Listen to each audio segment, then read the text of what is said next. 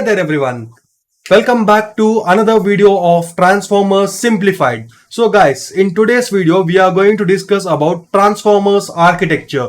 If you have not watched my previous video, Introduction to Transformers, do check out that particular video. That video link is in this video description.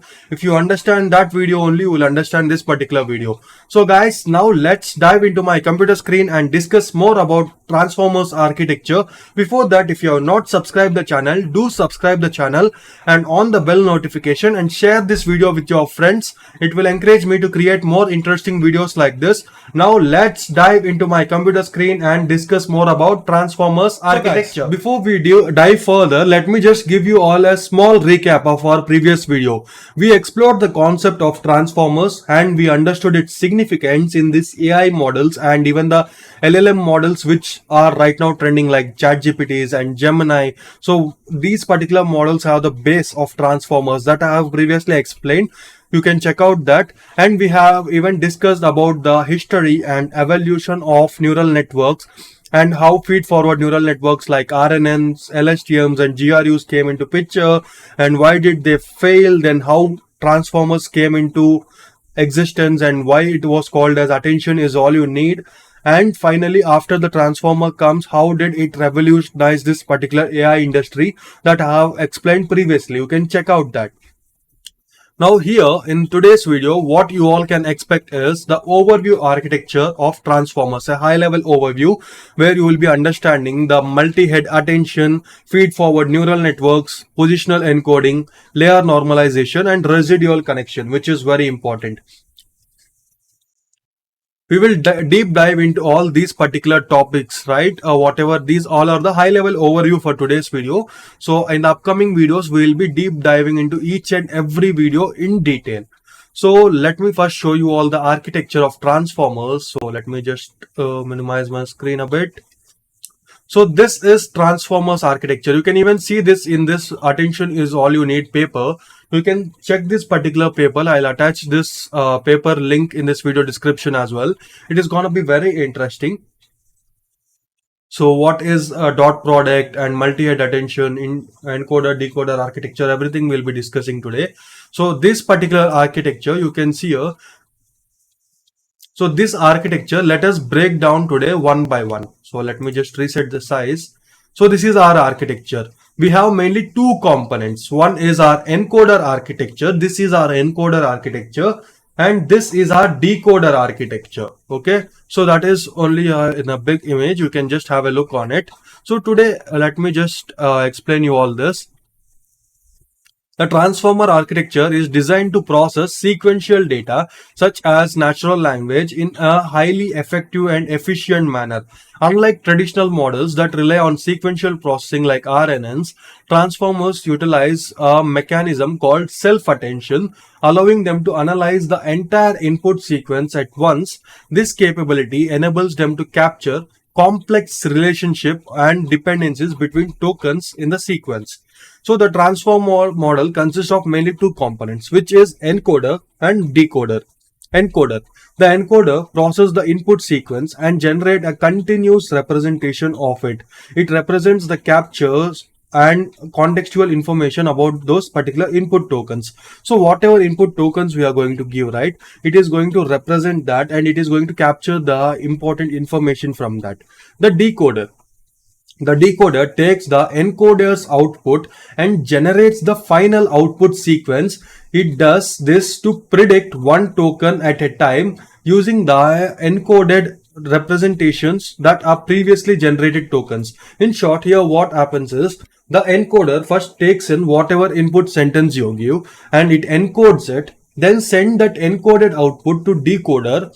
The decoder will then decode and generate the final output of your expected outcome.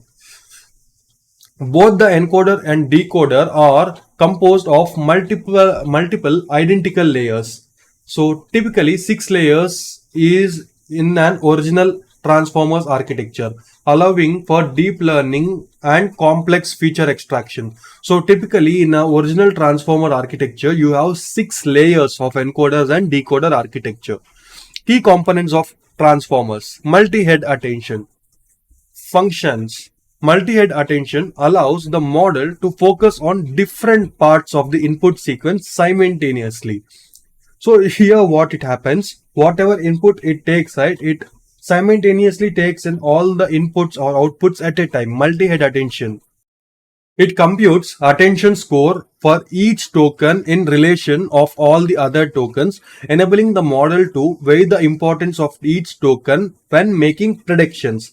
In short, it's nothing but whatever input you're going to give right here in multi-head attention, it is going to process them and it is going to tag or score each and every input data. So while scoring that, it happens, right, score or give a unique number for that particular word. It will be helpful for us to further identify. Mechanism. The attention mechanism uses three vectors. One is query, key and value. We even call it as QKV. The attention scores are calculated as the dot product of the query and key vectors scaled by the square root of the dimensions of the key vectors. These scores are then used to weight the value vectors and producing a context-aware representation of the input. So this in short, it's not doing anything but QKV we are having, right? So it is going to take that and perform dot product multiplication, like you can see a squaring like this here you have, right? QKV, you can see here in the original attention all unit paper as well. So QKV in this is your Q, this is your K and this is your V. So this is going to take all this and then it will do dot product and squaring of it, then concatenate and produce you the output of a linear multi-head attention output. Okay. After this, you have feed-forward networks.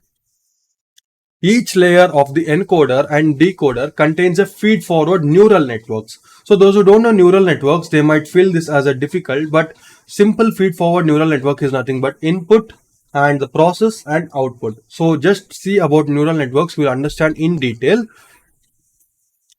So that process the output from the attention mechanism. The network ensures that the model's ability to learn complex representations. The main use of feed-forward neural networks in our Transformers model is that whatever input you're going to give, it is going to process that and it will make sure that it can understand the representations and relations properly of that particular sentence without breaking its initial working or parallel processing. Structure. The feed-forward network consists of two linear transformations with a non-linear activation function. Usually it's a ReLU function applied between them. This allows the model to capture increte patterns in the data. So for this as well, I guess you have a feed-forward neural network here as well. So for dot product calculation, you can just see here, you have this particular formula.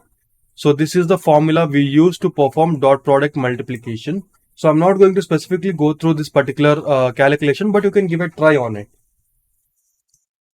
Okay, so that's about multi-head attention. Let me go to feed-forward neural networks. Now this is the formula for feed-forward neural networks, which is very important formula. You can see all the input and the data which are processing, right? Everything is done with the help of this particular formula only. So make sure you remember this formula, and or you can just understand the computation. In interview, they are not going to ask you about these formulas, but you should know the calculations. So then embedding, okay. So the image is not here, but while going forward, we'll be seeing it in our self-attention, multi-head attention, and you have your feed-forward neural networks, right? So in this particular video, we are going to discuss it in detail. Okay, don't worry. There we have diagrams and everything. Positional encoding over. Okay, positional encoding. Before that, let me complete the structure as well. The feed-forward neural network consists... Okay, it's done, right? Structure is done. Okay, sorry guys. So positional encoding. Since transformers are not internally understanding the order of tokens, positional encodings are added to the input embeddings, or you can say input tokens. The encoding provides information about the position of each token within the sequence, allowing the model to consider the order of words. So each time when you send a sentence, for example, Transformers was initially called as attention is all you need. So for this, when you try to feed this to your transformers architecture, right? Transformer will be your first position, is your second position, initially is your third position, called as is fourth and fifth position, attention is all you need.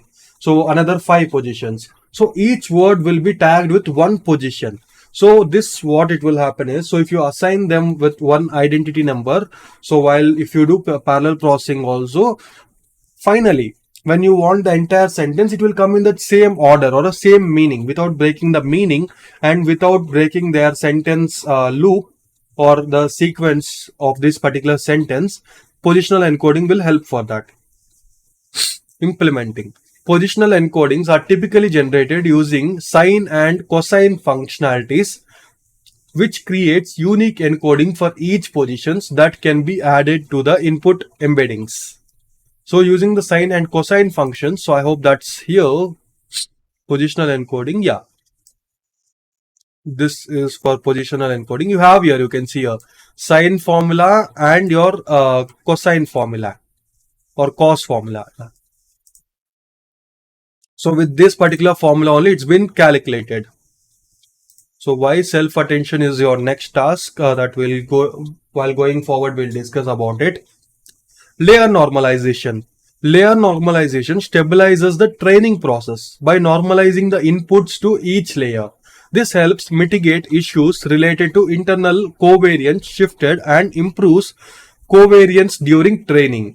So it's nothing but whatever input layers you're going to provide, right? It is going to normalize that. There we have layer normalization and it will make sure that the training process is very smooth. Applications. It is applied after the attention and feed forward neural networks or feed forward layers, ensuring that the outputs are centered and scaled appropriately. So once your feed forward neural networks and attention process is done, self-attention or multi-head attention, then this particular layer normalization is applied to make sure that the training process goes smooth and all the data, whatever is processed, is smooth enough. Residual connections. Residual connections help facilitate the flow of gradients during training. Addressing the vanishing gradients problem, they allow the model to learn more effectively by providing a direct path for those particular gradients to follow through the network. Implementation. The output of each sublayer, that can be your attention and feed forward, is added back to the original output, creating a shortcut to enhance learning. So in short, what is this residual connection? It's nothing but, so in our RNNs and LSTMs, we used to have a vanishing gradient problem, right? Whatever we are going to provide, so there is a high chance of forgetting the words and forgetting the sentence, and it doesn't make that much meaning. But here, with the help of residual connection, we can overcome that. What this residual connection will do, it will make sure that there is a proper flow in the training and there is no vanishing gradient problem, or the data is not vanished anywhere, and it effectively understands and maintains that particular flow, meaning and sentence, okay, meaning, and make the sentence more meaningful. The Transformers architecture is a powerful and flexible model that has transformed the landscape of natural language processing and other fields. How transformers work. Let's understand how does a normal transformer model works. Here is a very simple example. So let us see, like input sentence, the cat chased the mouse, and you have translated it to French. So when you translated it to French, it becomes le chat of post. I'm not good at French, but you guys can see this here. Literally, I'm not able to read this. You guys can read this and understand it. So this is a French sentence. The transformers take the input and translates it. So you can see here, this was our initial architecture, right? Where is this? So this is our encoder and this is our decoder, right? So now here you can see here, the cat chased the mouse. It has been sent to encoder. And the encoder then process all the steps which we have discussed earlier, and it sends that particular final output to decoder. Decoder finally understands and generates the French language output sentence, and it sends that particular output sentence to us. This is a normal general workflow. Here you can see here.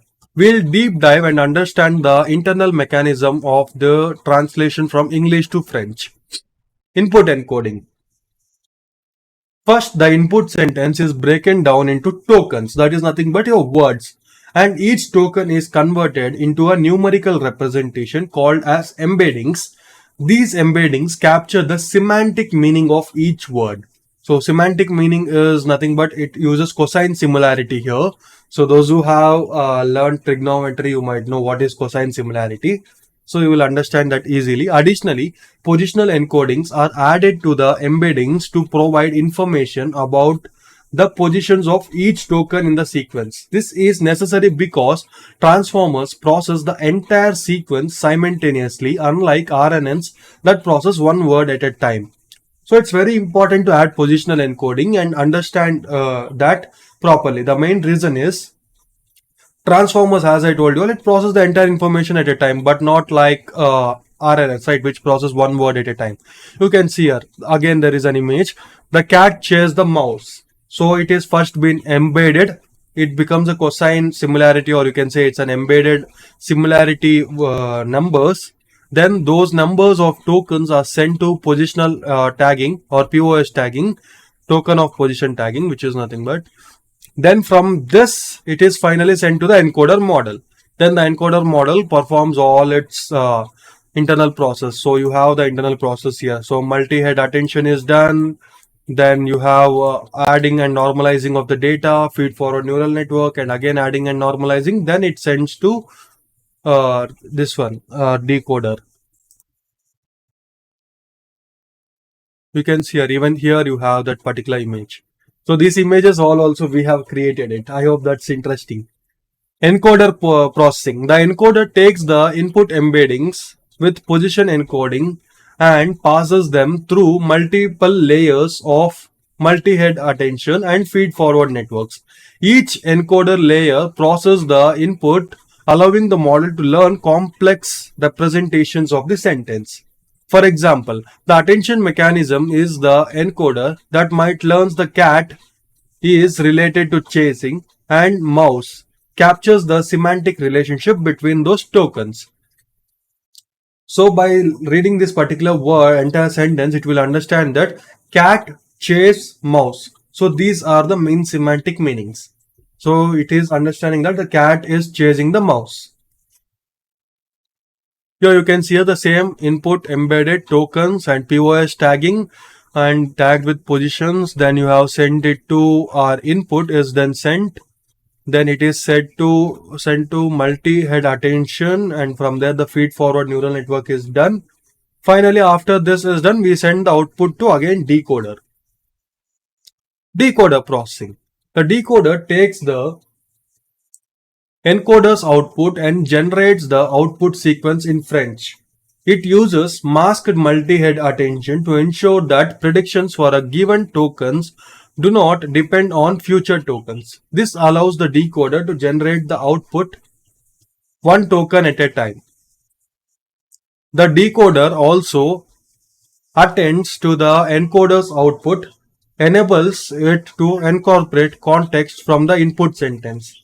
While decoder generates the translation, for instance, the attention mechanism is the decoder might focus on the representation of cat when generating lay chat,